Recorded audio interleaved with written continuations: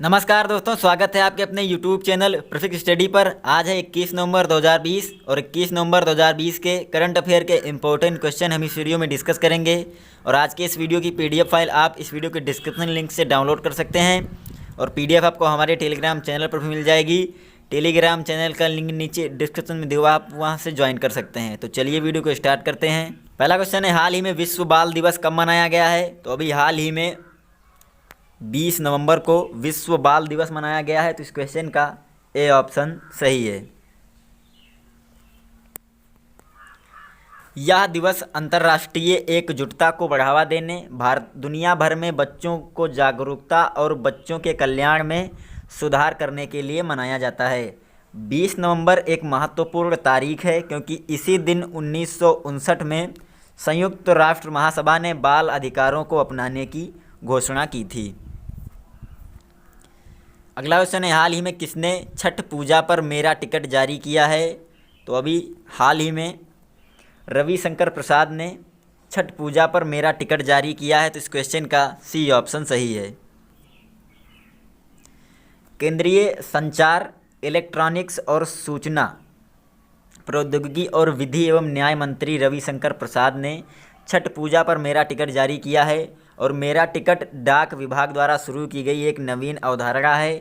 कोई भी सामान्य व्यक्ति या मेट्रो संगठन अब सेवा बुक कर सकता है और एक व्यक्तिगत तस्वीर या एक डाक टिकट की एक छवि प्राप्त कर सकता है। इसके अलावा छठ सादगी और स्वच्छता का प्रतीक विषय पर एक विशेष कवर भी जारी किया गया। अगला क्वेश्चन है, हाल ही में किसने द रिपब्लिकन इथिक वॉल्यूम 3 और लोकतंत्र के स्वर शीर्षक नामक 2 पुस्तकों का अनावरण किया है? तो अभी हाल ही में राजनाथ सिंह ने द रिपब्लिकन एथिक वॉल्यूम 3 और लोकतंत्र के स्वर पुस्तकों का अनावरण किया है। तो इस क्वेश्चन का बी ऑप्शन सही है। ये पुस्तकें राष्ट्रपति रामनाथ कोविंद के कार्यकाल के तीसरे वर्ष में विभिन्न अवसरों पर दिए गए भाषणों का संकलन है। और सूचना और प्रसारण मंत्री प्रकाश जावड़ेकर ने इन दोनों किताबों के संस्करणों का अनावरण किया है। अगला क्वेश्चन है, हाल ही में किस बैंक ने मेघालय में कनेक्टिविटी सुधार के लिए $120 मिलियन की परियोजना पर हस्ताक्षर किए हैं? तो अभी हाल ही में विश्व बैंक ने मेघालय में कनेक्टिविटी सुधार के लिए $120 मिलियन की परियोजना पर हस्ताक्षर किए हैं। तो इस क्वेश्चन का ए ऑप्शन सही है। भारत सरकार, मेघालय सरकार और विश्व बैंक ने मेघालय के परिवहन क्षेत्र में सुधार और आधुनिकीकरण के लिए $120 मिलियन की एक परियोजना पर हस्ताक्षर किए हैं। यह मेघालय के उच्च मूल्य वाले कृषि और पर्यटन के लिए अपनी विशाल विकास क्षमता का दोहन करने में मदद करेगा। International bank for reconstruction and development से $120 मिलियन का ऋण 14 साल की परिपक्वता अवधि के लिए दिया जाएगा, जिसमें 6 साल का ग्रेस पीरियड शामिल है। International bank of reconstruction and development विश्व बैंक द्वारा प्रशासित एक डेवलपमेंट बैंक है। अब बात करें मेघालय की, तो मेघालय की राजधानी है शिलोंग। मेघालय के मुख्यमंत्री हैं कॉनराड संगमा और मेघालय के राज्यपाल हैं सत्यपाल मलिक। अगला क्वेश्चन है, हाल ही में किसे Vatayan life time achievement award से सम्मानित किया जाएगा? तो अभी हाल ही में रमेश पोखरियाल निशंक को Vatayan life time achievement award से सम्मानित किया जाएगा। तो इस क्वेश्चन का सी ऑप्शन सही है। यह पुरस्कार रमेश पोखरियाल निशंक को लेखन, कविता और अन्य साहित्यिक कार्यों के लिए प्रदान किया जाएगा। और रमेश पोखरियाल निशंक वर्तमान में केंद्रीय शिक्षा मंत्री हैं और इस मंत्री ने व्यापक मुद्दों पर 75 से अधिक पुस्तकों का लेखन किया है, जिनका कई राष्ट्रीय और विदेशी भाषाओं में अनुवाद भी किया गया है। लंदन में वातायन यूके संगठन द्वारा दिए जाने वाला वातायन अंतर्राष्ट्रीय पुरस्कार कवियों, लेखकों और कलाकारों को उनके संबंधित क्षेत्रों में उनके अनुकरणीय कार्यों को सम्मानित करने के लिए दिया जाता है। श्री पोखरियाल निशंक को इससे पहले साहित्य और प्रशासन के क्षेत्र में कई पुरस्कार मिल चुके हैं, जिसमें तत्कालीन प्रधानमंत्री अटल बिहारी वाजपेयी द्वारा साहित्य भारती अवार्ड, पूर्व राष्ट्रपति APJ अब्दुल कलाम द्वारा साहित्य गौरव सम्मान, दुबई सरकार द्वारा भारत गौरव सम्मान गुड गवर्नेंस अवार्ड और मॉरिशस द्वारा ग्लोबल ऑर्गेनाइजेशन अवार्ड भी शामिल है। पर्सन ऑफ इंडियन ओरिजिन और पर्यावरण संरक्षण के क्षेत्र में यूक्रेन द्वारा सम्मानित किया गया था। श्री रमेश पोखरियाल निशंक को नेपाल के हिमाल गौरव सम्मान से भी सम्मानित किया जा चुका है।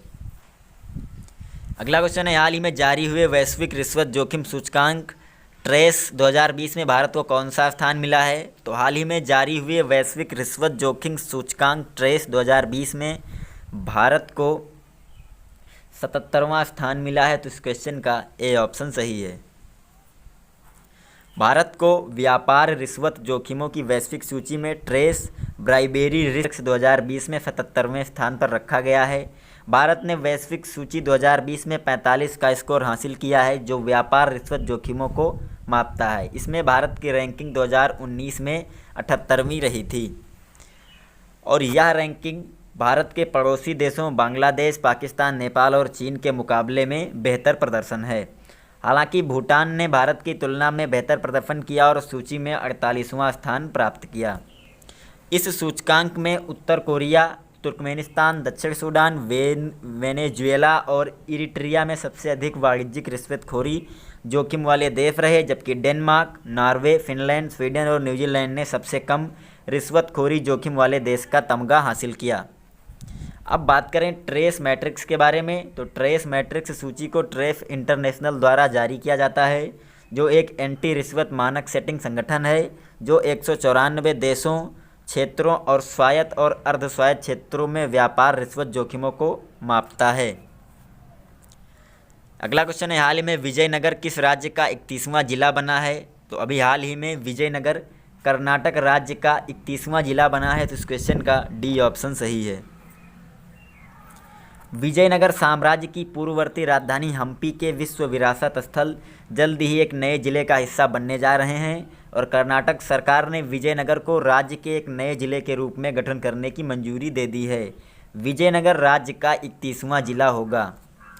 नए जिले को बल्लारी से अलग करके बनाया जाएगा और इसका नाम विजयनगर साम्राज्य के नाम पर रखा जाएगा, जिसने इस क्षेत्र पर शासन किया था।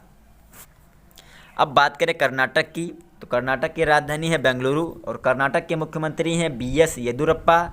कर्नाटक के राज्यपाल हैं वजुभाई वाला। अगला क्वेश्चन है, हाल ही में मूडीज ने चालू वित्त वर्ष में भारत की GDP कितने प्रतिशत रहने का अनुमान जताया है?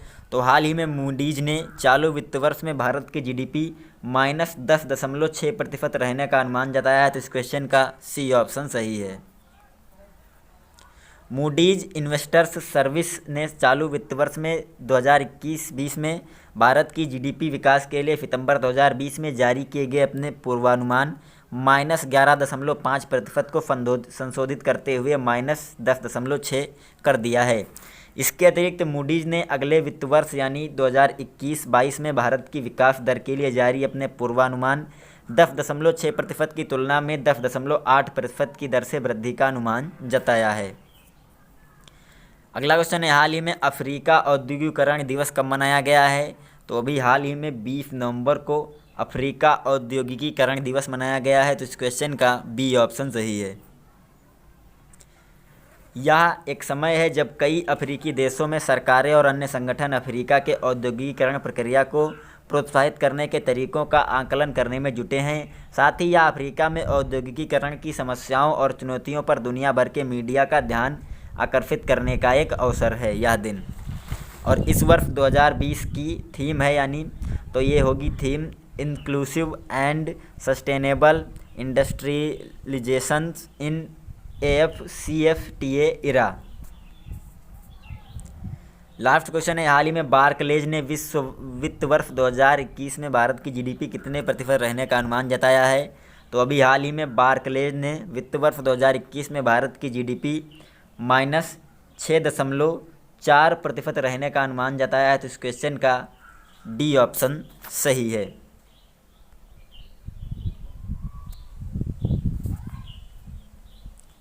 बार्कलेज ने चालू वित्त वर्ष 2020-21 में भारत के लिए जारी अपने जीडीपी के पूर्वानुमान को -6% के अपने पूर्वानुमान से संशोधित करके -6.4% कर दिया है। हालांकि बार्कलेज ने वित्त वर्ष 2021-22 की वृद्धि के लिए जारी अपने पूर्वानुमान को 7% से बढ़ाकर 8.5% कर दिया है। तो ये वीडियो यहीं पे ख़त्म होती है। हम उम्मीद करते हैं आपको वीडियो पसंद आई होगी। अगर वीडियो पसंद आई हो तो ज़्यादा से ज़्यादा लाइक और शेयर कीजिए। चैनल पर नए हैं तो सब्सक्राइब कर लीजिए। Thanks for watching.